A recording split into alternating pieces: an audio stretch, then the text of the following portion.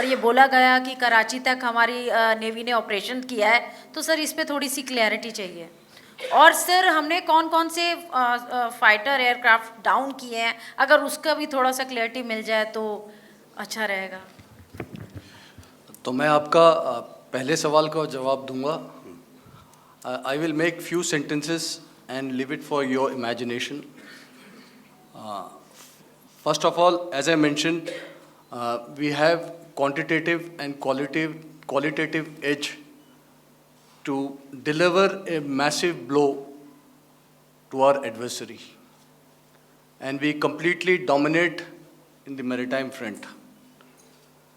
Indian Navy's action is part of the escalation ladder mechanism which we have worked out amongst three services. This time, if Pakistan dare take any action, and Pakistan knows it, what we are going to do.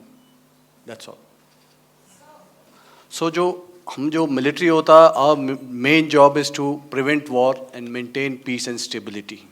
So it is not that our response is a graded response. That means अगर किसी ने किया तो उसको graded उसमें किया, जैसे terrorist action हुआ तो what we did is a terrorist action and we destroyed all the terrorist camps. उसके बाद आपने देखा कि उनने थोड़ा सा कोशिश किया तो हमारे एयरफोर्स एंड आर्मी ने क्या किया, तो मिलिट्री टारगेट्स हैं उनको उनके ऊपर थोड़ा. So our aim is to maintain peace and tell our adversary that you do this and the response will be bloody. Welcome to this special press conference on Operation Sindoor. We will begin with opening statements by the three senior officers to my right here who have been directly overseeing operations during Operation Sindoor. We have Lieutenant General Rajiv Ghai, Director General Military Operations, who will cover the aspects related to land domain. Air Marshal A.K. Bharti, to his right, Director General Air Operations, will provide insights on the air domain. And to my right is Vice Admiral A.N. Pramod, Director General Naval Operations, who will cover aspects on maritime domain. Following their briefings, we will move on to the question answer session. I now request the DGMO to commence the opening brief. Thank you, Sandeep. A very good evening to all of you, ladies and gentlemen. You are all by now familiar with the brutality and the dastardly manner in which 26 innocent lives were prematurely terminated at Pahalgam on the 22nd of April.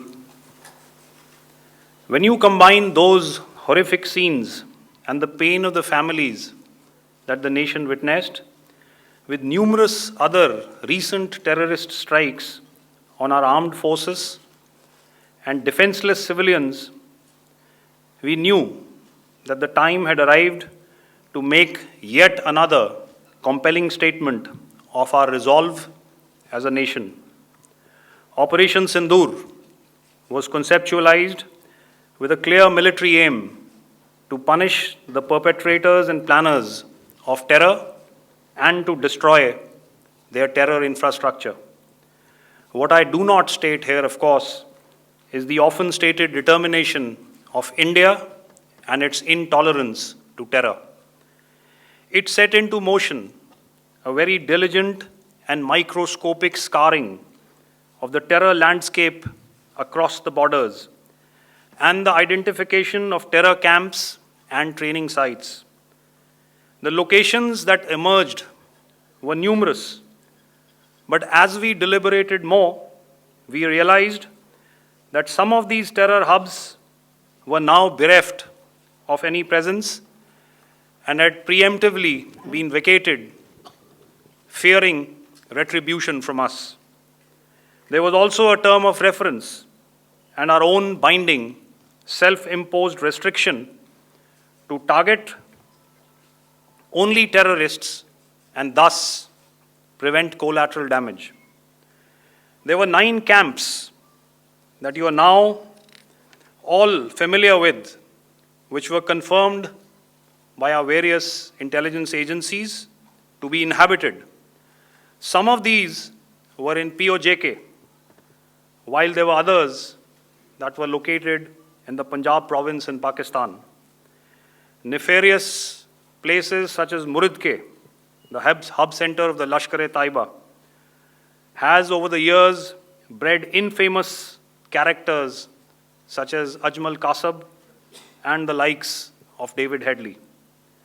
What followed was a careful scrutiny of each of these sinister locations, their layout, configuration, even the type of construction in each structure, and the terrain obtained around these. This was with an obvious intent to deduce and identify the exact vector that was required for their neutralization, as also the eyes in the sky that we would send up to ensure that we brought back evidence that we had indeed targeted what we set out to.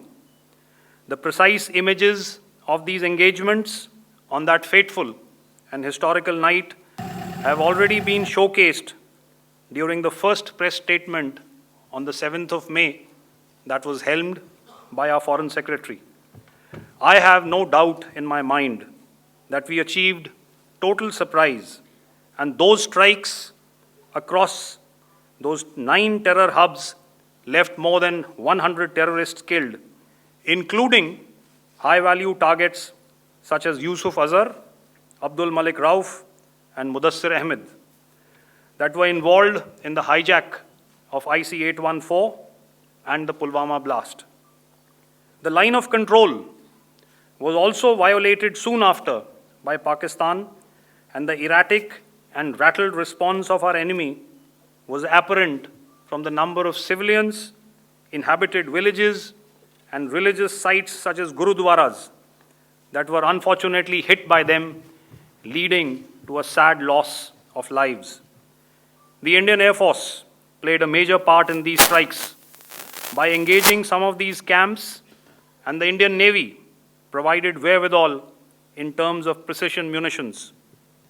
The Indian Air Force obviously had their assets up in the sky, and I will here request Air Marshal Bharti, the Director General of Air Operations, to detail for you the methodology that the men in blue adopted to successfully manifest this mission. In the aftermath of the cowardly attacks on innocent tourists at Pahalgam in Jammu and Kashmir by Pakistani-sponsored terrorists on 22nd April, the Indian Navy's Carrier Battle Group, surface forces, submarines, and aviation assets were immediately deployed at sea with full combat readiness in concert with the Joint Operation Plan of the Indian Defence Forces. You may be aware that we tested and refined tactics and procedures at sea during multiple weapon firings in the Arabian Sea within 96 hours of the terrorist attack.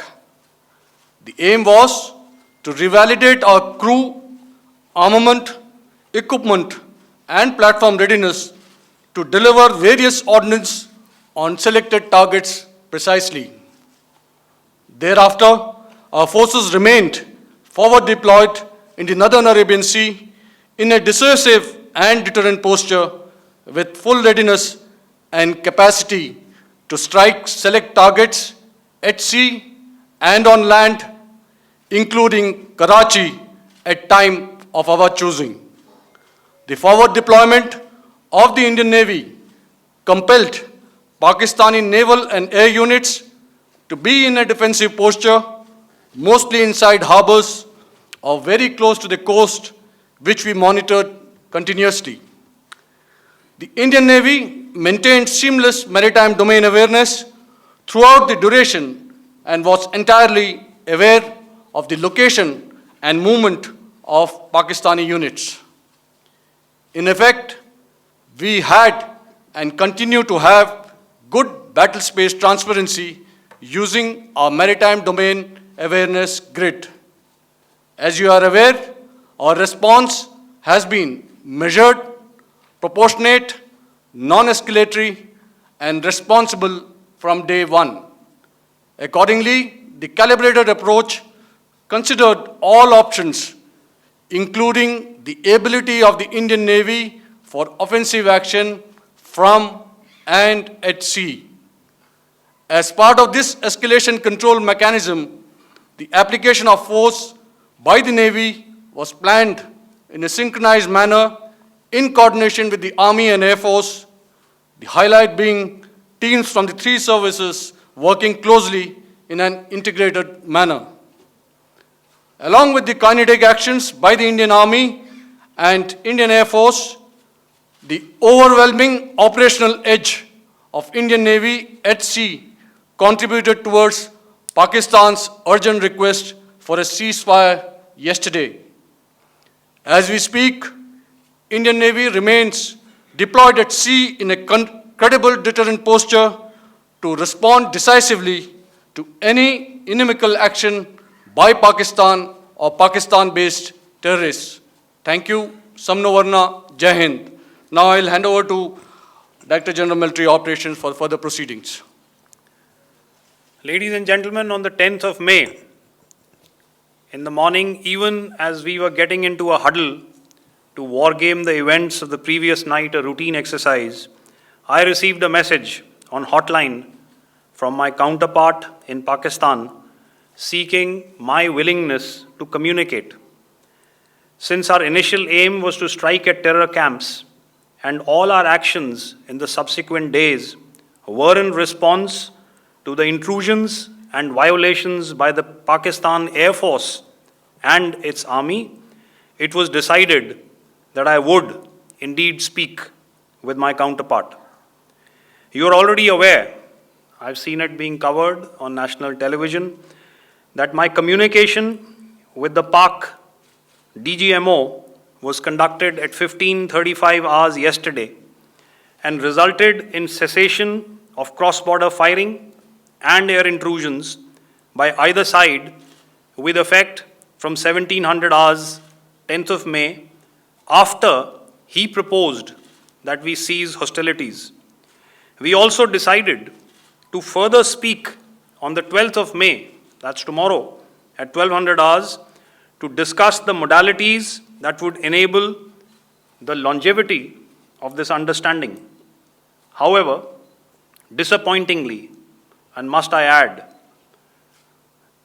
expectedly, it took only a couple of hours for the Pakistan Army to violate these arrangements by cross-border and across the line of control firing, followed by drone intrusions across the expanse of the Western Front, through last night and in the early hours of the morning today.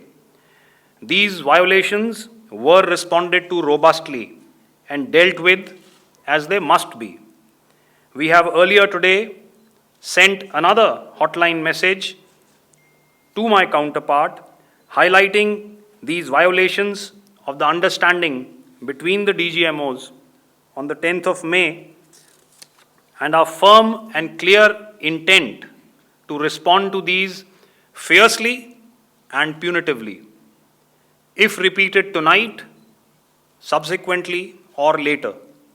In this regard, I must inform all of you that the Chief of Army Staff has earlier today conducted a security review and has granted full authority to our Army commanders for counter-actions in the kinetic domain in case of any violation by Pakistan. In the end, I pay my solemn homage to my 5 fallen colleagues and brothers from the armed forces and civilians who have tragically lost their lives in Operation Sindoor. Our hearts go out to the bereaved families,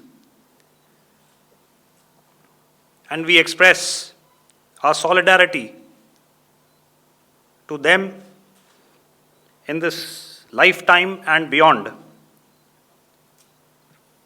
at this grave juncture in their lives. Their sacrifices shall always be remembered and spoken of in glowing terms by a grateful nation. We have thus far, ladies and gentlemen, exercised, and my colleague Pramod highlighted this, immense restraint, and our actions have been focused, measured, and non-escalatory. However, any threat to the sovereignty, territorial integrity, and safety of our citizens will be met with decisive force. Jai Hind. Okay, ladies and gentlemen, we are now open for questions. All right, now, since I would not know all of you, I would expect you to please raise the placard or your hand, and once I indicate, I expect you to please give out your name and the media group that you belong to. Keep your questions short so that we can take as many questions as possible. Also, ladies and gentlemen, kindly bear in mind that confidential aspects may not be answered by the three DGMOs. Right.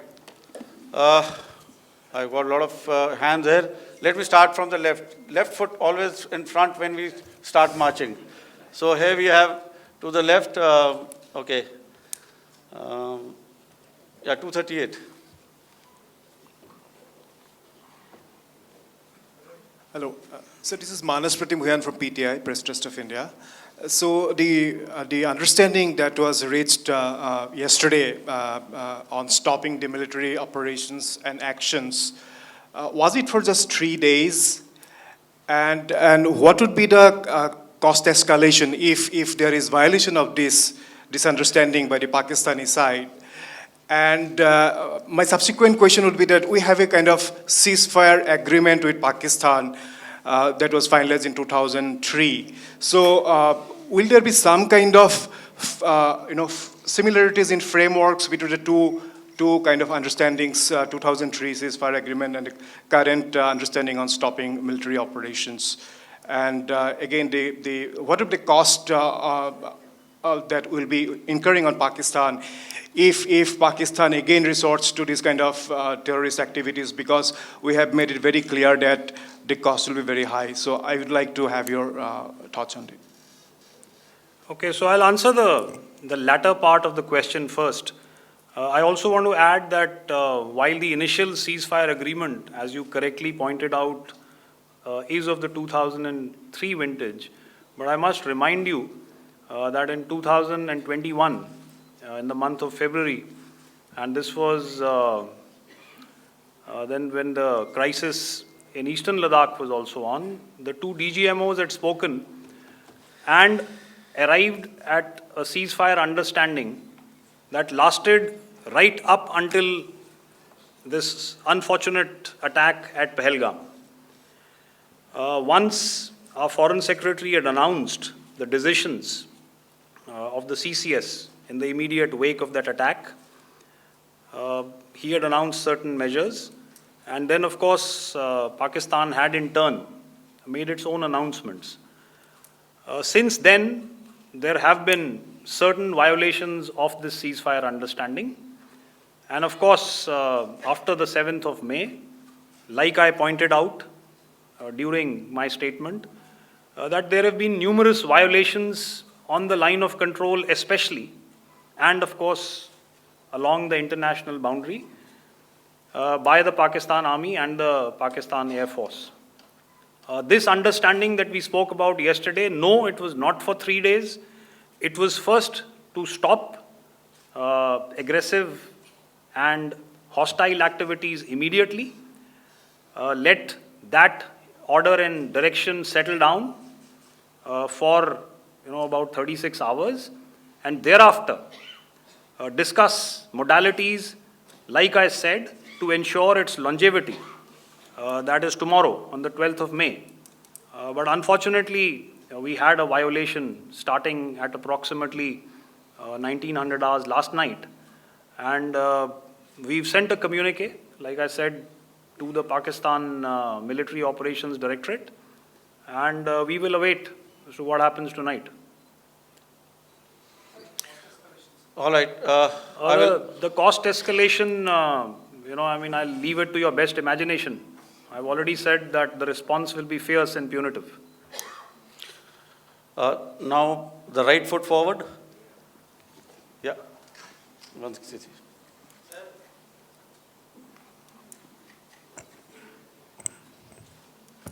Sir, I am Ajit Dubey from ANI, sir. Sir, my question is that you talked about the loss of lives to the Pakistan army. That was around 35 to 40 kills secured by the Indian army.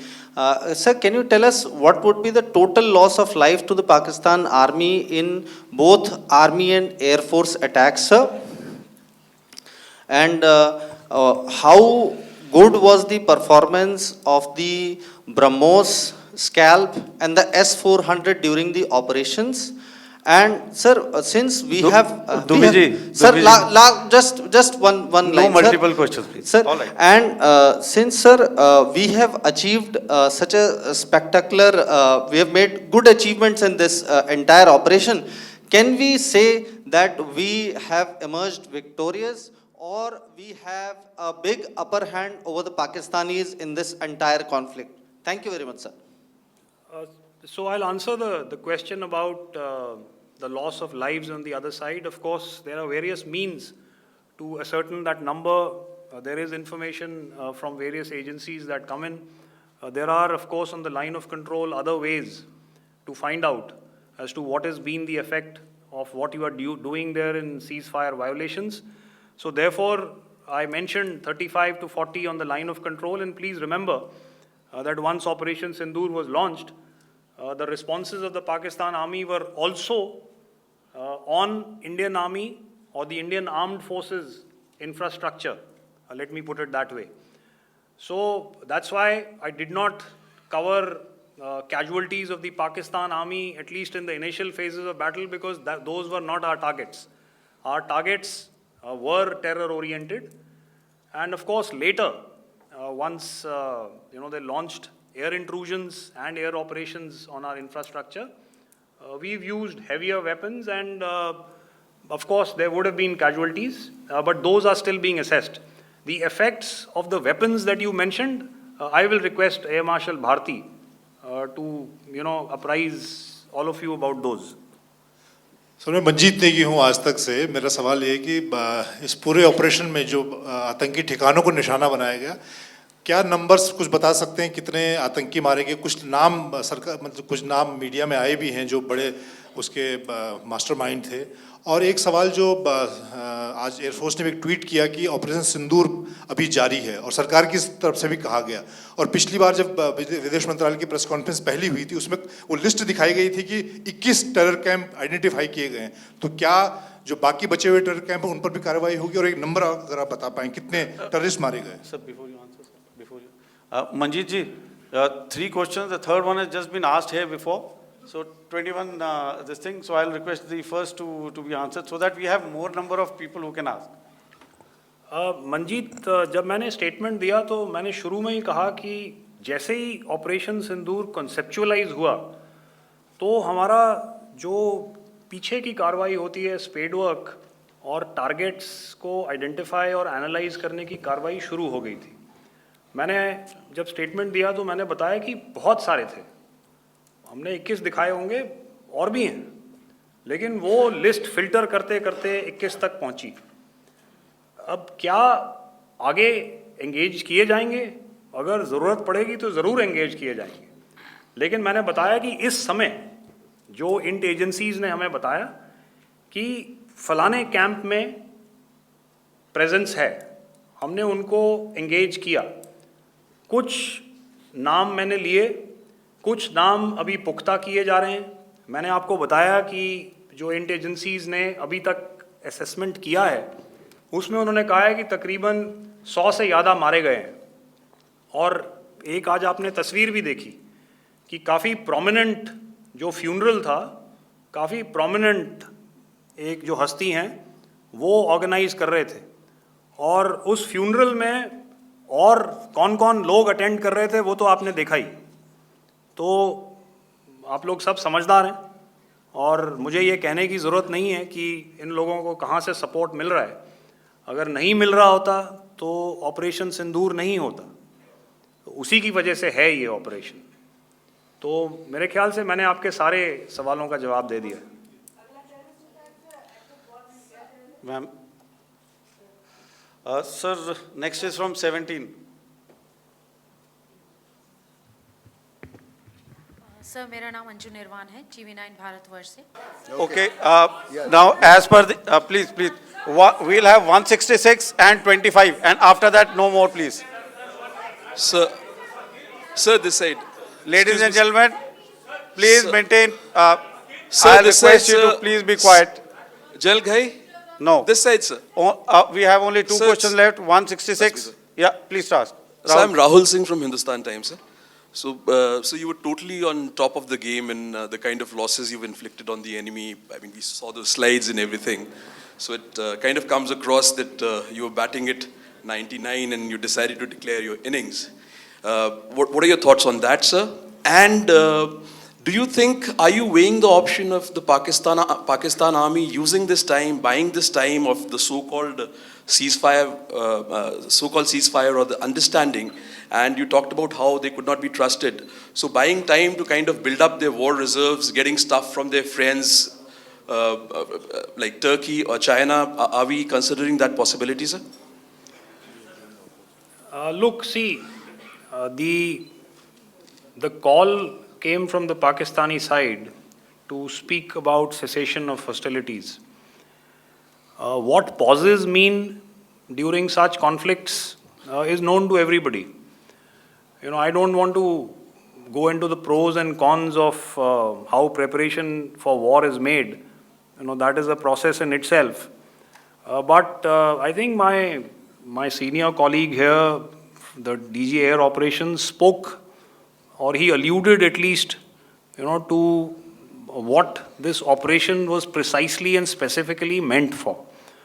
And I think that's something that we achieved, you know, right at the outset. Had we had the option not to go further, we probably wouldn't have. But we've been compelled to be in this situation. And as you've seen, the armed forces of India, and you know, you've got the three Director Generals sitting here, we are always prepared to face any eventuality. And like I said, that's for the sovereignty, the territorial integrity, and the safety of our citizens. So whatever has to be done will be done. You know, I'm not so concerned about what Pakistan will do in this time. I'm only concerned about what we will do. We have a roadmap and a plan, and we will follow it diligently, and we will follow it to the T. You know, that's the contention that I want to make here today. Ma'am, please. Okay, the last question, and ma'am, 25, she has been she's been asking since the first one. Sir, I'm Nandita. Sir, She's not asking a question. Sir, I'm Nandita Dagar, DAGAR from DD News and DD India. Sir, I wanted to ask you that my question is to General Ghai. Sir, you spoke to your counterpart yesterday and the Pakistani counterpart. Sir, what is the Indian Army's assessment that despite that agreement, that talk that you had, despite that agreement coming into effect at 1700 hours yesterday, why did they violate it? And number two, yesterday at the Joint Defense Ministry and Foreign Ministry briefing, Wing Commander Vyomika Singh and Colonel Sofia Qureshi had told us that we have cited the Pakistani troops amassing at the borders and at the LOC. Sir, has that situation changed? Have they withdrawn?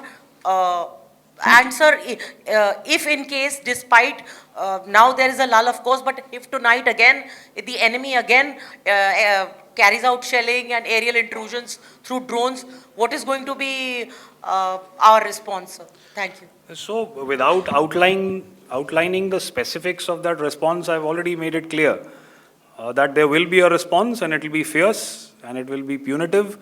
Why the Pakistan Army chose the option of violating the understanding that was arrived at earlier yesterday, I think that's a question that we best answered by the Pakistan DGMO. I wouldn't be able to, give you that. But, in situations such as these, and if you go back into any conflict, sometimes these understandings take time, to fructify and manifest on ground. But without, getting into the reasons, it is our mandate to be prepared at all times, and that we were. It's not as if because there was an understanding we weren't prepared. I must tell you that the armed forces were on a very, very high alert, and they continue to be in that state even as we speak. Oh, all right. Ladies and gentlemen, please, ma'am, please. Okay, thank you so much for coming today. Those who have missed asking a question, those who have missed, see, I knew I'll grab this attention from you like this. Those who have missed the opportunity to ask a question can give me a written one. I will definitely get back to you with that. And also, they are they are invited for a cup of tea in my office day after tomorrow. Thank you, ladies and gentlemen, for coming. Thank you. Thank you very much. Jai Hind. Jai Hind.